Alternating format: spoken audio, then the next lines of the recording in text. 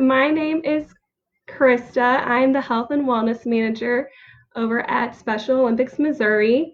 Today we're going to be talking about. Hi everyone, I'm Krista. I'm the Health and Wellness Manager over at Special Olympics Missouri. And today we are going to be talking about stress management and mindfulness. So we're going to go ahead and jump into it. I will try to pay attention to the comments on the side if you all are having questions for me and get to those as I go. So, what is stress? Stress is your body's reaction to emotional, physical, and environmental pressures. So, this could be caused by events, feelings, or situations that you might be in. Your body might feel tense, maybe you're a little nervous, or you kind of have some moodiness going on, so you're a little angry or frustrated. And this is because of an imbalance of hormones that you're having in your brain. So either you're not able to release those hormones or you're releasing more hormones than usual. And it can cause you to act and think differently. So this could be considered some mental stresses. So some things that you might have happen when you're under stress is that you start to have brain fog, you feel fatigue, or like I said earlier, you might notice some moodiness. And then you also might have some physical stresses. So you might have some stomach aches, feel a little bit tense, or even start to put on some weight or lose weight if your stress isn't dealt with in a healthy way. So some common stressors that we face are being late, right before we compete for a competition, or maybe having conflict with someone. So our main focus that we're going to be talking about is some ways to combat stress. So I'm going to list off a few things, and then we're going to do a quick activity at the end of our list. So one way to combat stress is to be active. When you're active, you are releasing endorphins, which are chemicals in your brain that help you to make you feel good about yourself. So this can be done by walking, going for a run, hiking, or even doing some yoga. So when you're feeling good about yourself and you're moving your body, this is combating stress altogether. So that's a good first way to start trying to get out of having stress going on in your life.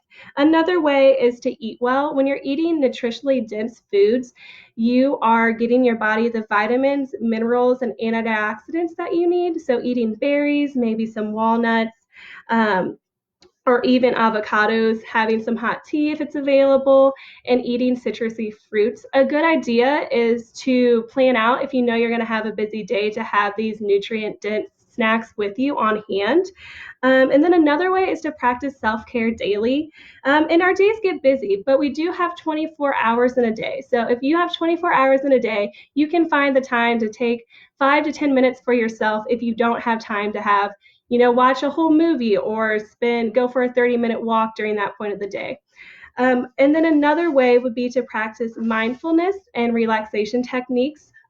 Mindfulness can reduce and even prevent stress from happening. And some relaxation techniques that you can do would be some simple stretches, practicing visualization, going for a walk, and doing some deep breathing.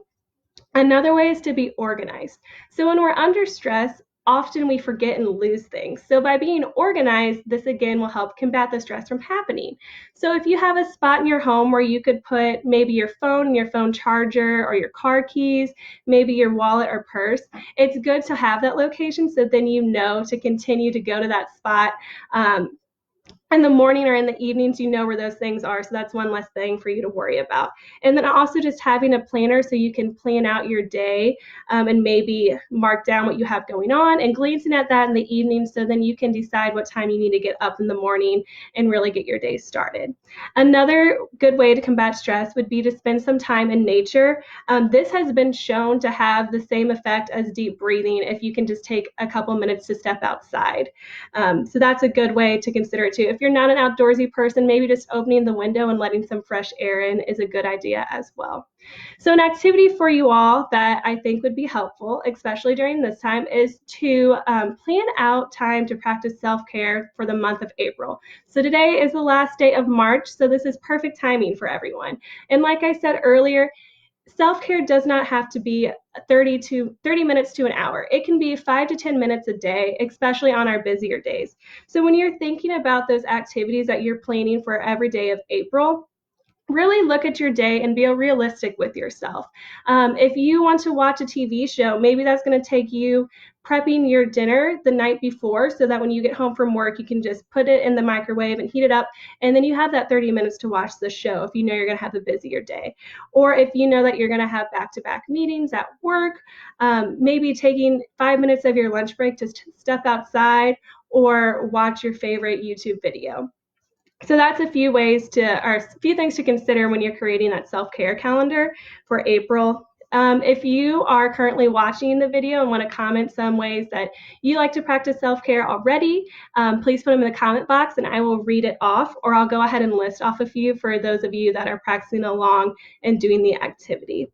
So some would just be, listening to your favorite song, drawing, if you like to draw, maybe do some painting, talking to a friend if you have the time, going for a walk, and then, like I said earlier, just getting out in nature are a few good ways. I like to run, so that's one that I try to plan in daily for myself, or just going for a walk. I also wanted to talk briefly with you all about mindfulness. And I do want to mention that I am going to make mindfulness very brief today, just because we have an awesome opportunity for everyone to participate in. We will be having Erica on this Friday at 1 p.m. She will be leading a yoga session and also talking about mindfulness. So I'm just going to talk briefly about it today. And if you're interested, I highly encourage you to attend and participate in this. I know I'm going to be doing it for one. But mindfulness is just a deep awareness of your thoughts and feelings and your surroundings. So that being present that we hear a lot today.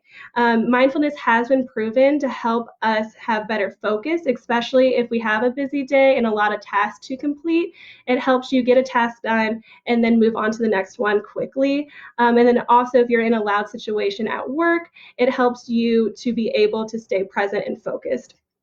It helps you have a better, healthy immune system because you're eating those nutrient-dense foods, and then also getting better sleep. And then it helps you control your emotion better and show compassion towards others.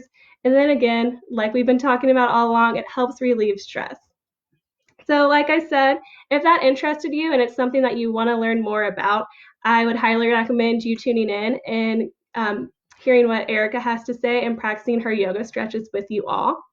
But that's all I had for you all today. If you have any questions, I will put my email in the comment box. You're needing some resources from me. And if you have any final comments, I will hang out here for a couple of seconds and then go ahead and go on with my day.